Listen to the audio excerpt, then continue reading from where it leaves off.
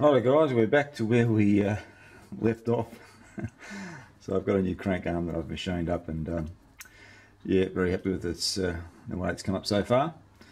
We've you can see that, but I've already machined that diameter, which is what we've done on the last one. I've double checked my 0 point. I've checked to make sure that everything's clear, we're not going to hit anything. So we'll go back to where we started, or where we finished I should say. And we'll start knocking this one down. And like before, we're not going to go like a bull at a gate, we're just going to take it very easy and slowly make our way in.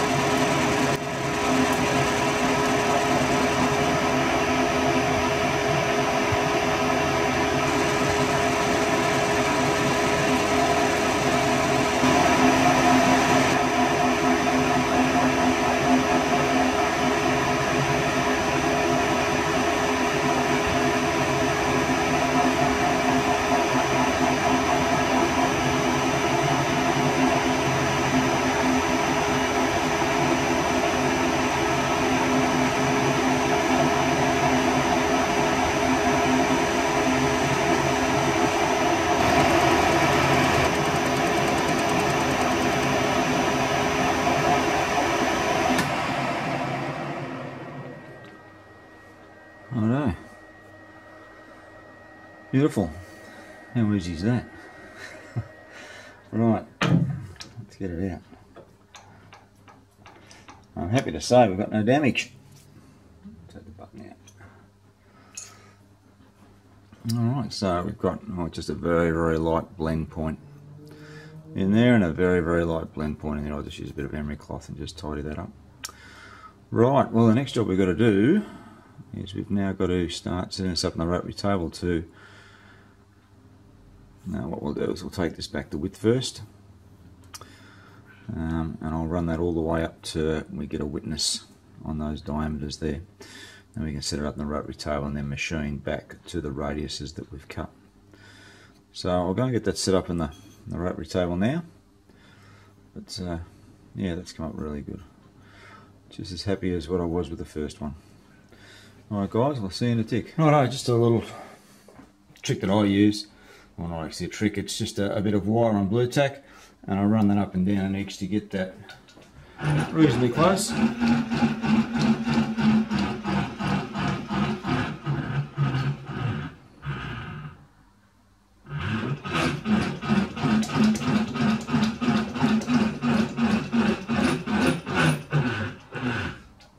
And that's pretty good there. So once I've got that done, I'll set up the little lever indicator, and we'll get that on there and get that zeroed right out, ready to cut those parallels. Alright, so I've got the lever indicator or test indicator set up here at the moment. We'll just run that down.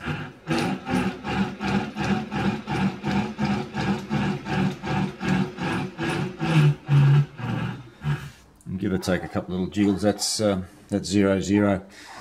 So I've got that dead parallel all the way through there. The other side I've checked has around about a 0.05mm of a bow in it, so that's part of that machine, that stress relieving that's coming up, which isn't going to worry me. I'm going to zero it up off this edge here and this edge here with my edge finder to get my centre line, and then I'll work either side of the centre line, coming up to that radius and the radius here as my datum points. So this radius here, so we'll just come slightly shy of that on either side. Alright, I'll get the edge finder set up and we'll get the centre of that defined, and we'll move on from there. Alright, yeah, I started machining this and forgot to turn the camera on. Bring you blokes along for the ride. So I've got another 0.5 millimetre to come in on either side, so I'm on either side of central. you can see I'm starting to put the radiuses in here. I'm going to bring that radius right up to that diameter there. Well, that diameter there, if you can see that one better, so that I have a witness point that when I do cut these radiuses around here, I can come to and blend those radiuses through. So we'll keep moving on. So I've got another 1/2 mil to go in here.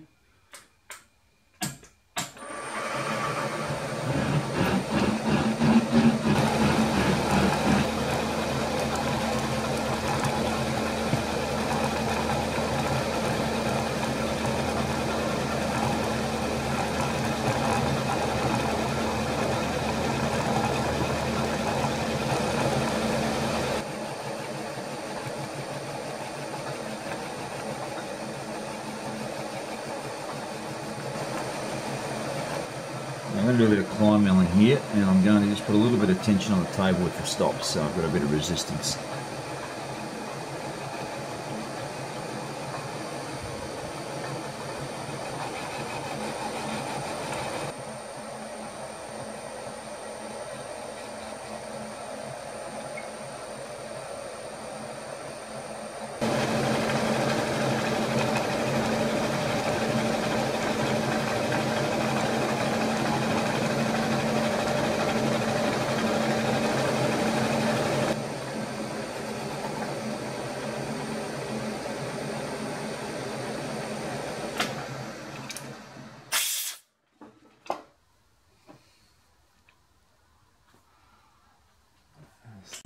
Alright, that'll do for this side, so I'll set up the other side, another 1/2 mil to take off that, and we'll just take it very easy, and we'll come back and we'll start working on the on cutting these radiuses on the rotary table.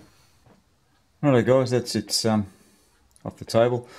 I've just buffed up all the machine marks, end mill marks that were on this. I've just buffed them out while it was still clamped down. I'll do the same with the back, but yeah, that's come up beautiful. So I'm just going to set this up as I said on my discs, on my sanding disc. Just take those corners off and take them back a little bit, just to relieve the amount of material I've got to take off for the end mill when we set up in the rotary table. But almost there.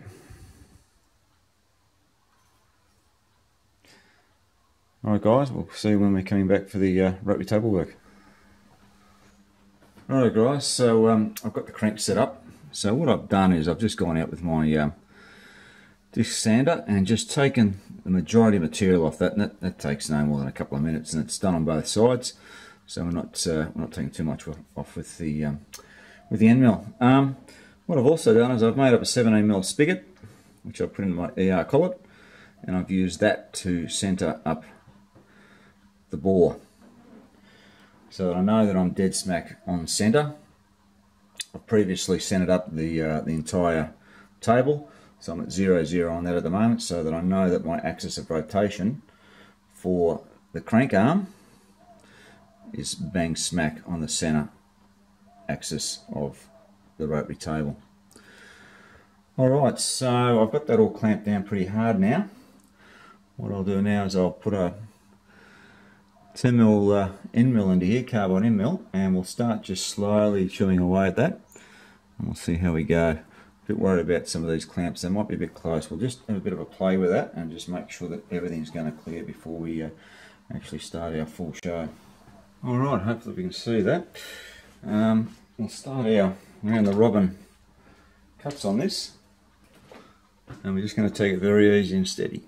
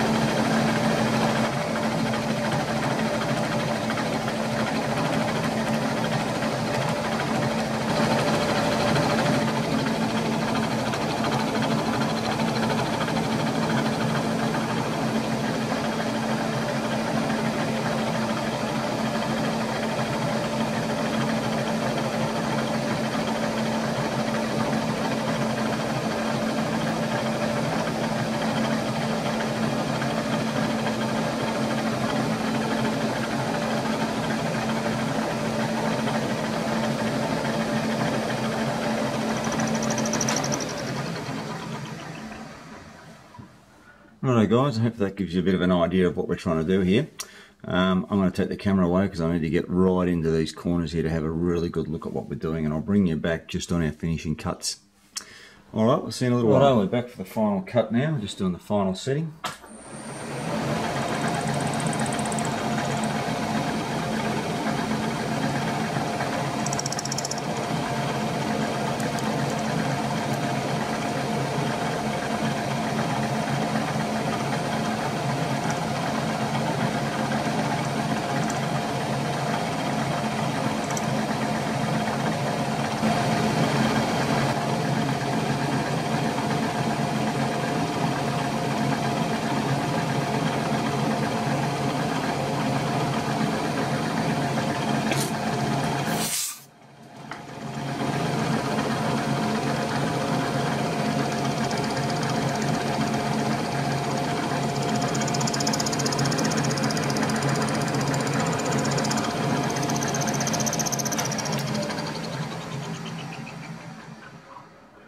And that's it.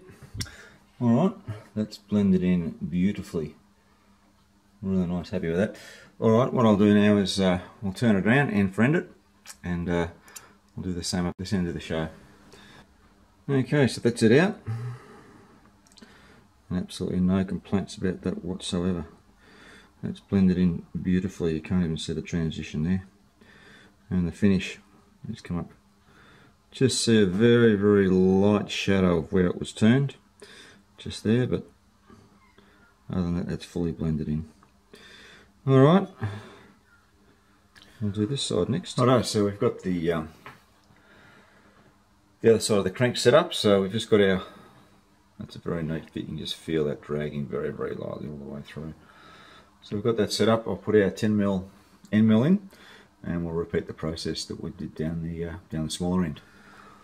Righto, so we're up machining the big crank, or bigger end of the crank, I guess.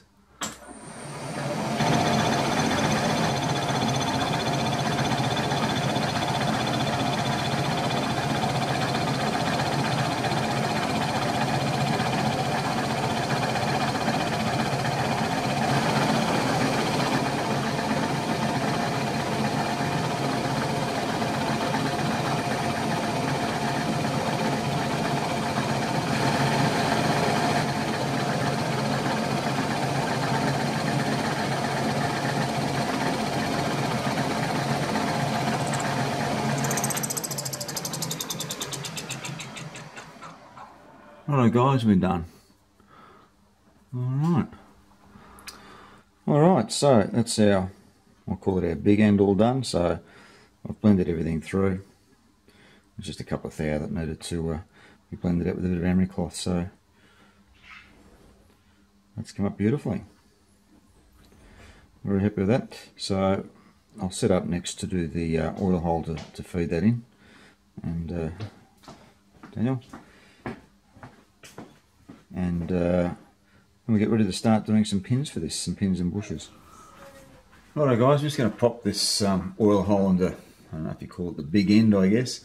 So I've zeroed it off the diameter and touched off this face here, so we're coming in 10.5 and we're on the center line there. So I've got a 2mm diameter center drill, so we'll just go on a little bit further with that to create a little bit of a chulip to feed the oil in, and then we'll drill through with a finally drill through with a 2mm drill to open it all the way.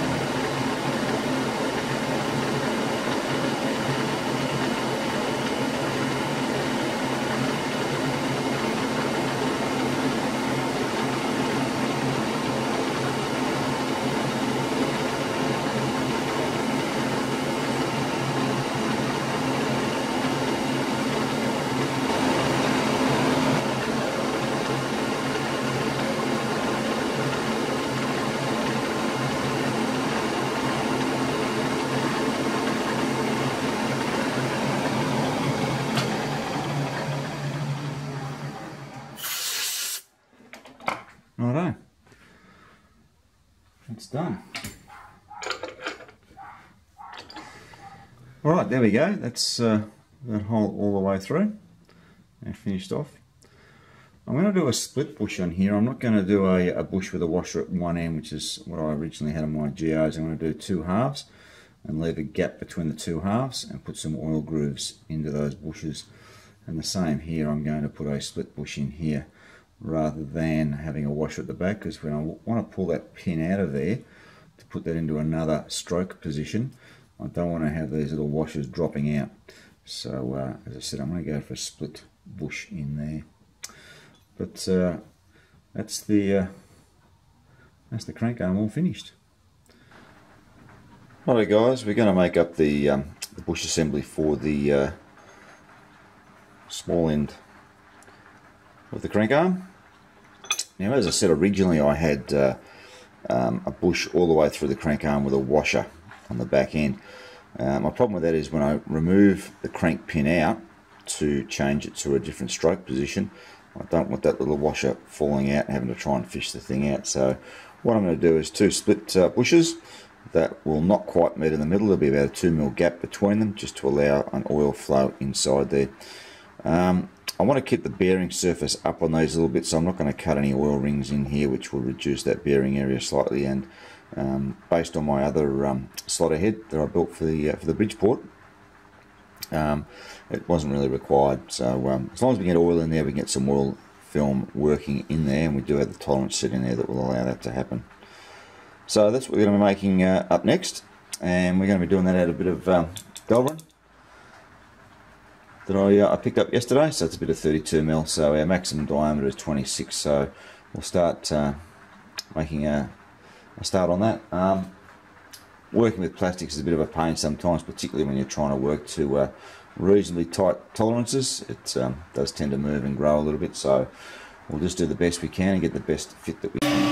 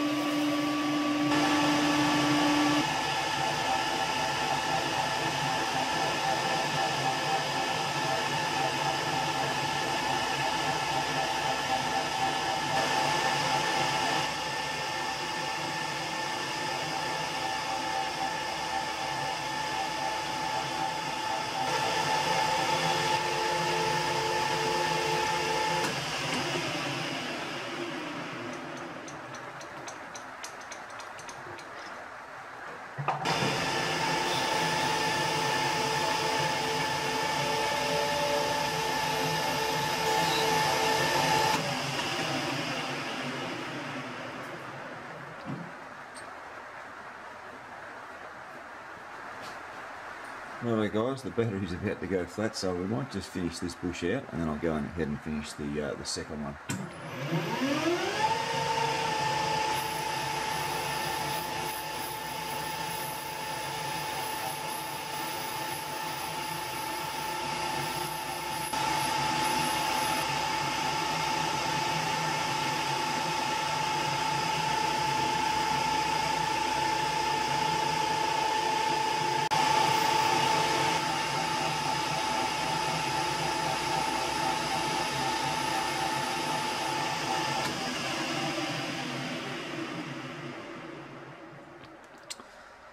The one thing I don't like this style of toolbar is that when you're starting to machine, the chips tend to start packing up, and they will pack up in there and actually push the tool away.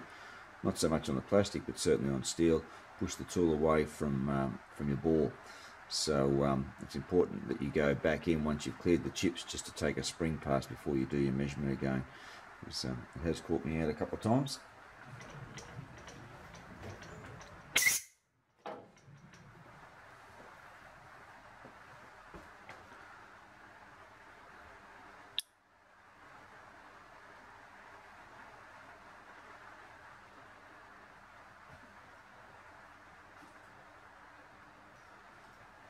Right, so we're at 13.95.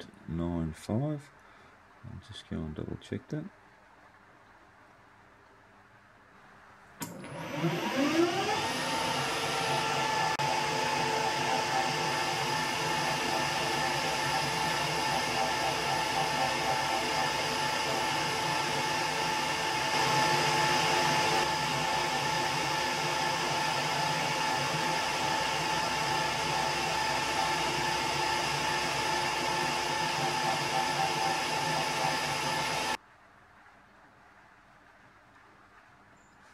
Right, that's 0.01 over, which is great because this will, when we push this in under a slight press fit, will pull that bore in slightly, and we're going to make the pins suit the bore to give our clearances. Right, it's not too warm.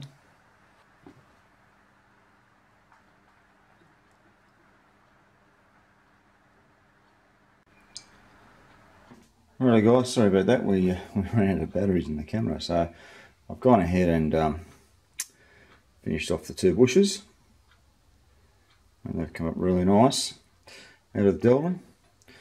So the short one's going to go in the back, and these are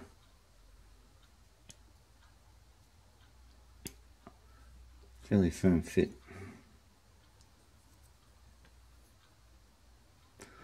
Not heavy, but quite firm. So there we go. Right, the next job we're going to make up is the pin for those bushes, which is this one here. Right, so it's just had a bit of mild steel. There's nothing flash in this at all. We just need to make sure that it bottoms out before we tighten up on those bushes, so that we end up with around about a 0.2 of a mil gap in there, so there's no pressure on the side walls of those bushes. We're going to drill through and cross drill for our oil, and that's a little assembly of it there. So what I'm going to do is I'm going to press into there a little tiny oiler. So that's a diameter 5 oiler, that one. It's 5.5 long. We'll press that into the head. We're also going to bore the head out slightly larger. We're going to do a modification of a M6 cap screw on the head. Just one of those little blokes. And we're going to use the hexagon in that to be able to tighten that pin up on the crank disc. So fairly straightforward. As I said, we're just going to do a bit of mild steel. We've got a small M8 thread there. We'll thread in as well.